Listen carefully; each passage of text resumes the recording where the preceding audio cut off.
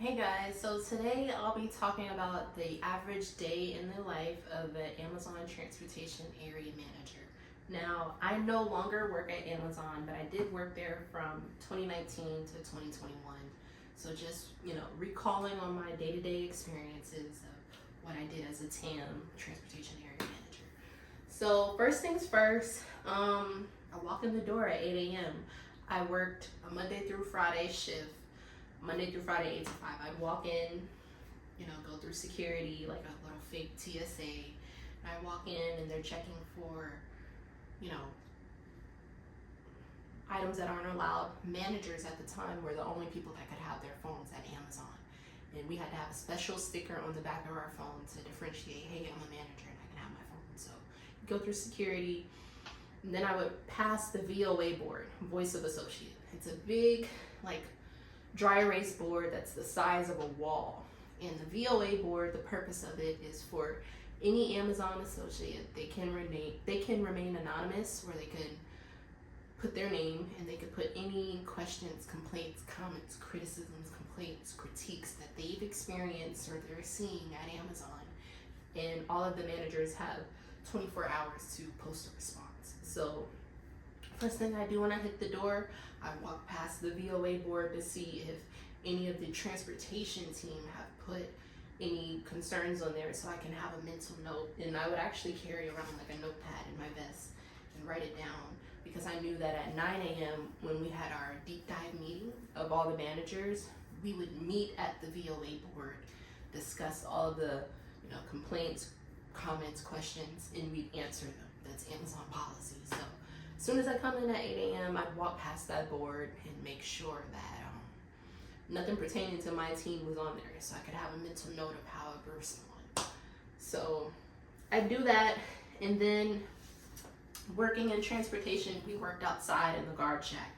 We didn't work inside. So I'd walk out to the guard shack, check in with my team, grab a radio, and I'd sit down and start sifting through my emails, just working them in priority and getting ready for the 9 a.m. deep dive. I can't remember the website that we would log into for deep dive, but every department would input their metrics on what they're reporting on, and you input it before 9 a.m. So when we get to the meeting, they put it up on a big screen and we just go through it. So the metrics that I report on would be any safety issues, attrition, different KPIs that we're tracking or projects that I'm working on, yard capacity, how much available yard space we have, any trailer needs, anything like that. So getting prepared for my 9 a.m. deep dive. So then 9 a.m. would come. We'd meet at the VOA board, and we'd gather. You'd have a manager from every department. So you had a manager from HR, a manager from facilities maintenance, inbound, outbound manager, IT, training, transportation, security, and probably one other department that I can't think of. So you got in the site leader as well. Got about 9 or 10 people from management standing at the VOA board. We're addressing any of the concerns and we're writing an answer. Then we'll walk into the office where all the managers meet. We'll sit at a long table, and one by one we go through all of our things that we're tracking. So HR would probably report on, we've seen uptake in this type of behavior in associates, or we're onboarding this amount of associates, or we've got this engagement activity going on at the lunch hour. Make sure all of your associates are aware, or different HR trends. You got your inbound and outbound, they're reporting on their metrics. Security is reporting on any security breaches or things that they're tracking. Maintenance is reporting on, hey, we're working on upgrading the fence outside. So if you see contractors on the facilities, that's what they're working on. And then I'd report on different transportation metrics. So that would last about 30 minutes, and then we'd leave from there. About 10 a.m., I had my statewide call with all of the TAMs, and we're reporting all of our metrics to the head TOM, the head transportation operation manager. We have one for the state of Georgia, and we're all on the call. We're all managers from the state of Georgia and reporting out on the same metrics that we did from our individual site at deep dive, but just a more in depth. And so that way, all of the TAMs are tracking other TAMs, issues, attrition, safety things, trainings. We're all privy, we're all on one page, all on one accord of what other sites are facing. Hey, I got an influx of associates today. I can send them to anybody else's facility if needed, or hey, I need some associates today. Does anybody have an influx? Just different things we're all tracking, and our head boss is on it. He gathers all that information so he can report out to his head leadership call with all of the TOM op managers from every state in the region. They report out on their regional call. So that's at 10 a.m. and it would probably last about 30 minutes. And at that time, I didn't have a work office. Most transportation people didn't. Like I said, my associates worked in the guard shack outside, but based to just due to privacy reasons, I didn't want to have those type of conversations in the guard shack. So a lot of times I worked in the corner in the break room because nobody was on there. Nobody was in there. Nobody was on break during that time. So like I said, that call would probably last about 30 minutes. After that, go get me a snack, take a restroom break, and then I'd go outside and just check in on my associates again. Normally, every week, the manager is required to do a truck audit of all of the hostler units on the yard. So hostler units are pretty much day cabs, but they're only supposed to be used on Amazon's premises in the yard. So therefore, our non-CDL associates who are hostler trained, and they make the hostler moves of trailer units from parking slips to dock doors. So I had to go in each hostler unit, and I grabbed my phone, and we had I forget the name of the app, but we had to complete audits every week on it as a manager. And the audit would ask, do we have any flat tires? Are the hostlers, fully gassed up? Is there hostler grease available? Are there any nails in the tires? Is there a first aid kit? So based on all of that, if there were any questions that we answered no to, it would trigger a fail, and then we would have someone come on the premises to fulfill whatever needs for the hostler truck. So that was mandatory. I normally take care of that. We had to do it by Wednesday, so I try to do it by Monday or Tuesday, because by Wednesday you're already in the red showing that you haven't completed this for the week. So I do the hostler audits, and then I would normally grab an available associate to do a yard audit. In a yard audit, we take the same scanners, and we're looking at YMS, which is Amazon's yard management system, which basically is a 3D system showing everything that's virtually on the trailer yard. So the app would show us what's virtually there, and we're gonna go physically walk to do a virtual and a physical match. So that would take about a good 30 minutes, and we're verifying that, if it says parking slip 1, we're verifying the accuracy of the license plate, the VRIDs, if it's saying it's supposed to be a double skirted pup, or a skirted trailer, or if it's a Swift trailer physically, but virtually it's saying it's a JB Hunt. We're verifying all of that, and we're changing it in the system as we're walking the trailer yard.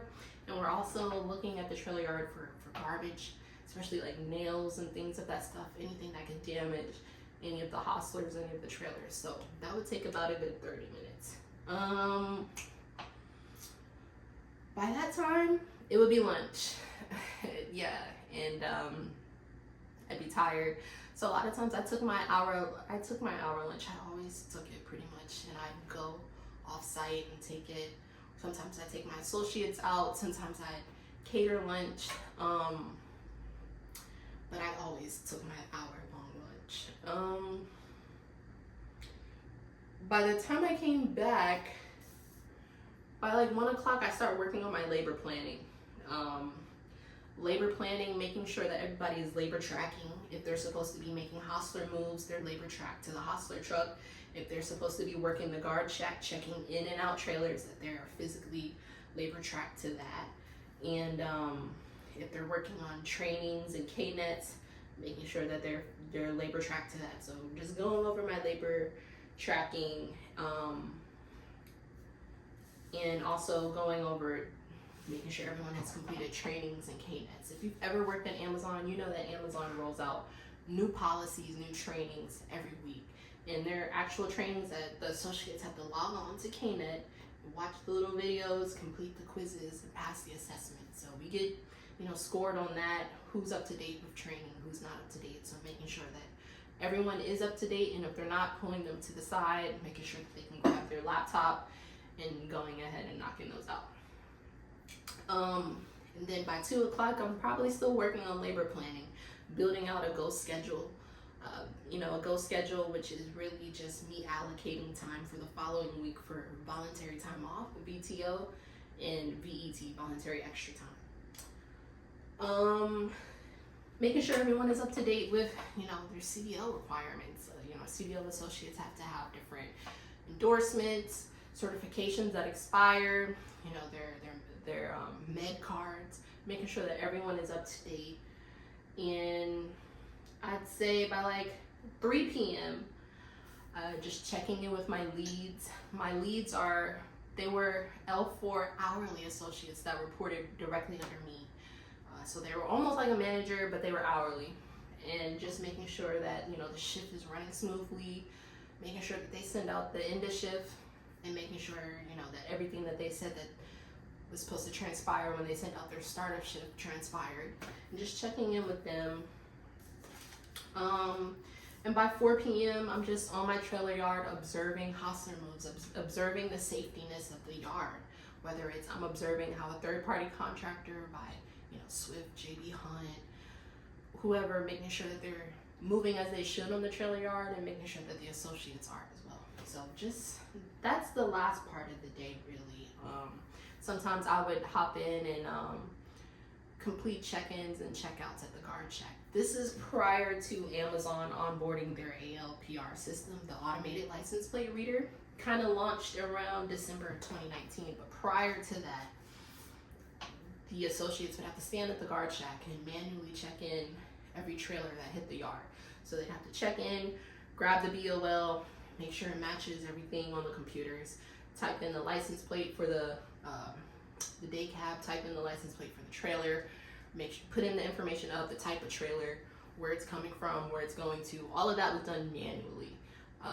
In December 2019, they launched their ALPR system, which was an automated license plate reader, which were cameras at the guard shack that snatched all that information from the trailers, from the day cabs, ran it through the system, ran it through our YMS system, and it could even tell you, hey, there's an available parking spot at this slip. Tell this driver to park at parking slip 22, 21. So it took a lot of the manual labor away, just in time for COVID, oddly enough. But prior to that, it was a lot of manual manipulation, and I would definitely hop in with the scanner and check in and check out drivers and stuff like that, just to take away the ease from some of my associates. So I'd have my associate on one side checking this driver in, and I'd be on the other side of the guard shack checking out other drivers. So that's normally how I would end my day.